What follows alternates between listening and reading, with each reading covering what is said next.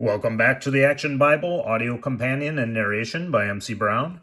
And as always, we're reading in the Action Bible, the graphic novel adaptation of the Bible itself, God's redemptive story. Illustrations by Sergio Carrillo, general editor Doug Mouse, text by David C. Cook, 2010. As always, we're not trying to spoil anything, as we stated in a lot of videos. Not trying to go zooming in on every panel and show you everything, just showing you where we're turning from, and as I'm narrating it, basically you can follow along. Hopefully this inspires you to get your own Action Bible if you haven't already. Highly recommend it. Recent surprise, have one on the way for a close friend who's interested in learning more on the Bible itself, and hoping it'll be a good companion for him and his son one day too. So if it's on your heart to recommend these videos to anyone, I appreciate it. God bless you and appreciate you. And without further ado, every video is time-stamped along with the link to the Action Bible in the description. So if you do have a timestamp, you'll be jumping ahead right to here already, where we left off on part 25 was... Here we are in part 26, page 320, David's Sin, based on 2 Samuel 11. Under David's leadership, Israel grows stronger every day. After many years of victories against the Philistines, rulers of the countries around them decide that Israel must be defeated. But David is tired of the constant warfare. Word has come that the Arameans and Ammonites are joining forces against us. I don't feel like leaving Jerusalem right now, Job. You take the army and go fight them. Job takes charge of the war. As the fighting drags on without him, David gets bored sitting in Jerusalem. One evening, as David strolls on the roof of his palace, who is that beautiful woman? Her name is Bathsheba. Her husband is Uriah, a soldier in your army. David sends a messenger to bring Bathsheba to his court. You sent for me, O king? She was even more beautiful than I thought. If only I could marry her. The problem is Uriah, her husband. But soldiers sometimes die in battle. That's it. Thinking only of his feelings for Bathsheba, David sends for Uriah. He pretends to be interested in the war and asks about the battle plan. The enemy is running out of food and water. If we just wait them out, Job thinks they will surrender soon. You are a valiant soldier. Please return to the front immediately and take this message to Job. Little does Uriah know, the message contains his death warrant.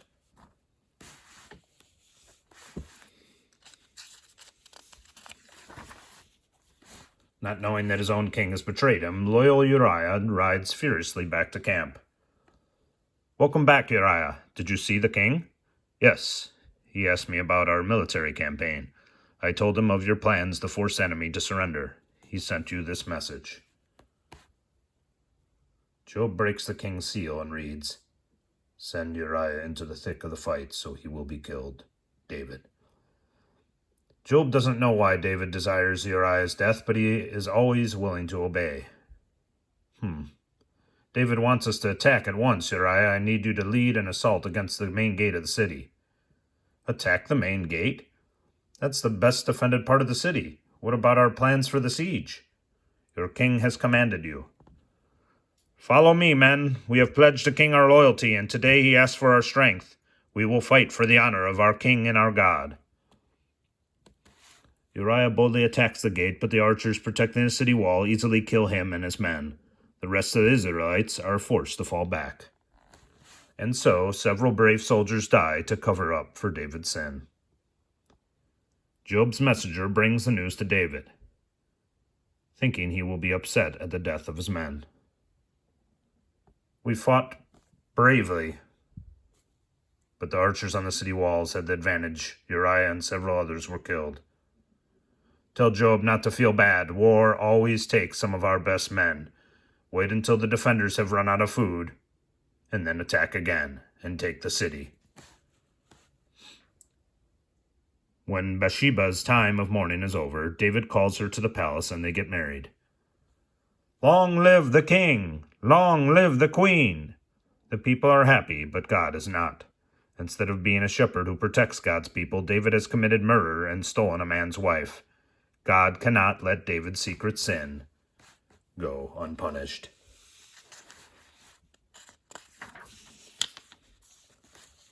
David's punishment, based on 2 Samuel 12. David has married the beautiful Bathsheba. When their son is born, David is proud and happy, until one day when Nathan, one of God's most respected prophets, comes to see him. "Welcome, Nathan. What can I do for you?" "I have come to tell you about a great injustice that has happened in your kingdom." "Injustice? In my kingdom? Tell me about it." There were 2 men in a city. One was rich, the other poor. The rich man had many sheep and cattle, but the poor man had only one little lamb. He raised it with his children. It shared his food and slept in his arms. He loved that little lamb like a daughter. One man, the rich man, had a guest. "I don't want to waste any of my wealth. Go kill my neighbor's sheep for a feast for me and my guest." His servants snuck into the poor man's yard, where they stole and killed his precious little lamb. As he listens to the story, David's anger boils. A man who would do such an awful thing should be put to death. "You are that man. God made you rich and powerful, but you wanted Bathsheba, the wife of one of your loyal soldiers. You had him killed so you could marry her, just like the rich man took the poor man's lamb." I have sinned against the Lord and against my people. And your sin will bring trouble to you and your family. God will spare your life, but the children born to you and Bathsheba will die. "No, please. Not Nathan, not my child." When Nathan leaves, David is alone. In his shame, he is truly sorry for the crime he has committed and turns to God in prayer.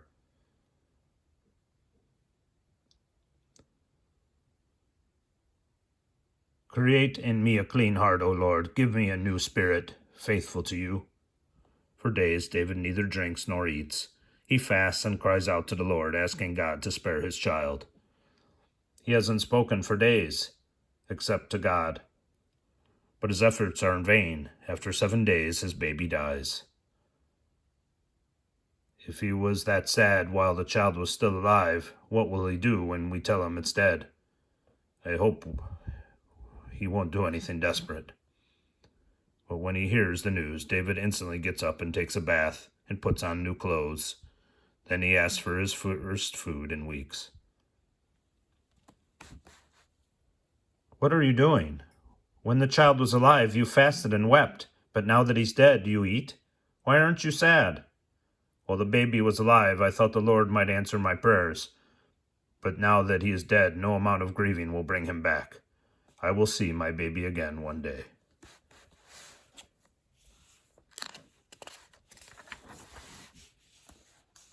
In the meantime, David's general Joab continues the siege against the city of Rabbah. When the city is ready to give up, he sends word for the king to come and make the final attack. David leads the charge and the city surrenders. As he returns victorious to Jerusalem, the crowd greets David with shouts of praise. He is pleased and proud. Israel is now secure from the countries around it, but it is a bittersweet victory for him. David may have won his battle, but he lost his baby. But soon God shows his forgiveness in another way. David and Bathsheba have a little boy. "We shall name him Solomon, because we have had war for too long, and he will be a man of peace."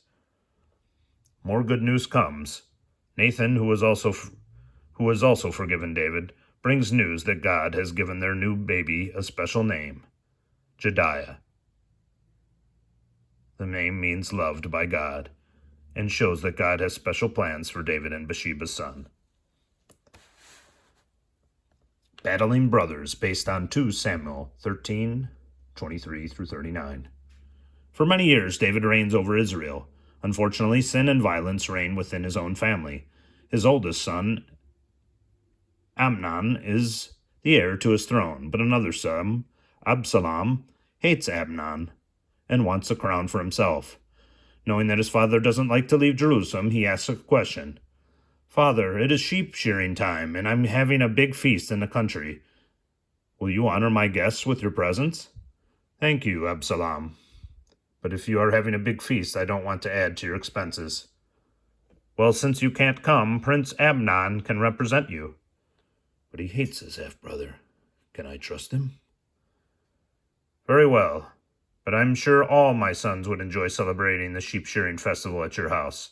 I will send all your brothers to represent the royal interests at your feast. You won't dare do anything foolish with all his brothers around. Lord, protect my sons from each other.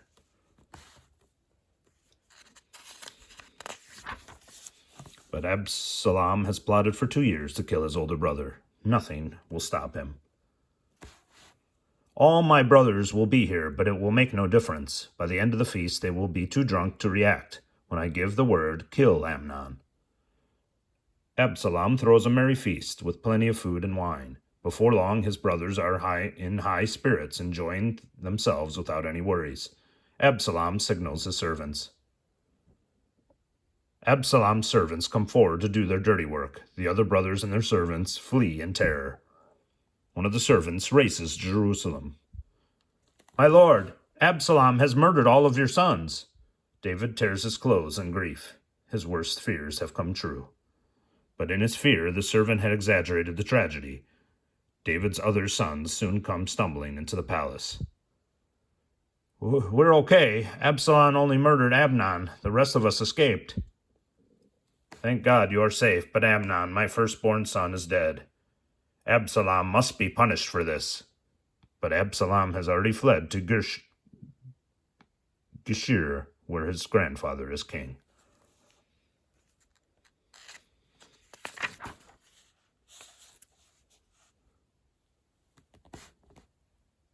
The Scheming Prince, based on 2 Samuel 14:1 through 15:13.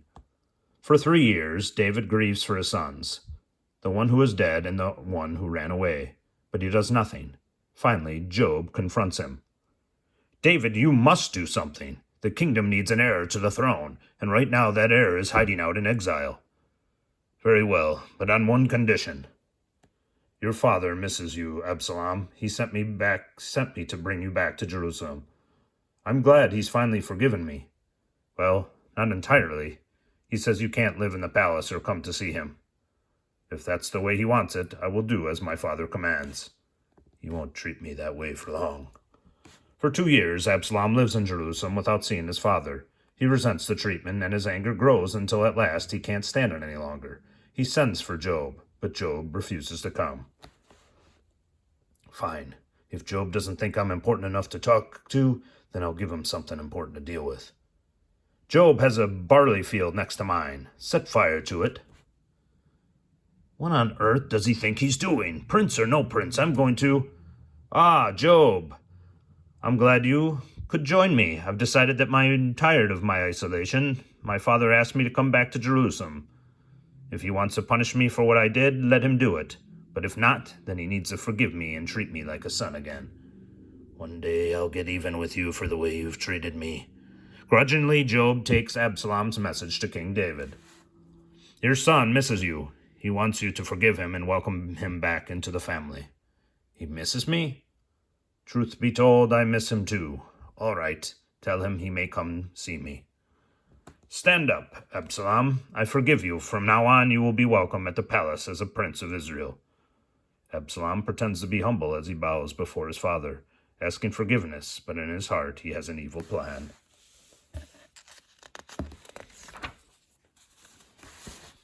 Absalom loses no time in letting the people of Jerusalem know that his father has forgiven him. Absalom is the most handsome of all the princes of Israel. His chariot and horses are as fine as the king's. Absalom is a true politician. He spends most of his days at the city gates, winning over the affection of travelers from all over Israel, and encouraging men to tell him their problems. The tax collector has cheated me. I'm going to take my case to the king. Unfortunately, my father is too busy to worry about your problems. Now, if I were king, I'd make sure you'd got your money back. But I'm not king, and until I am, I can't do anything for you. I wish you were king. Soon, my friend, very soon. After several years spent winning the affection of the people, Absalom decides he has enough popular support to take the throne from his father. He goes to Hebron, his birthplace, in the old capital of Israel, to launch his rebellion. He invites several important Israelite leaders to meet him there, and gives instructions to his loyal messengers. Spread out through all the tribes of Israel. Whenever you come to a new town, blow your trumpets and shout, Absalom is the new king in Hebron. In Hebron, Absalom waits until great throngs of followers reach the city. Then he appears before the people. The trumpet sounds. Absalom, long live the king! Absalom is the ruler of Hebron. One of the leaders cheering for Absalom is Ahitophel, his father's chief advisor. Ahitophel is Bathsheba's grandfather, and he has long held a secret grudge against David for killing Bathsheba's first husband. What do we do next? We march on Jerusalem. David hasn't had the time to rally his army. If he tries to fight back, he won't have a chance. Now that you have me to advise you. Meanwhile, more and more people rush to Hebron. What's the excitement? Absalom is leading a revolt against King David. We're giving our allegiance to Absalom. Absalom is for the people. These are great days for Israel. Come join us. I will, but my sheep, I must take care of them first.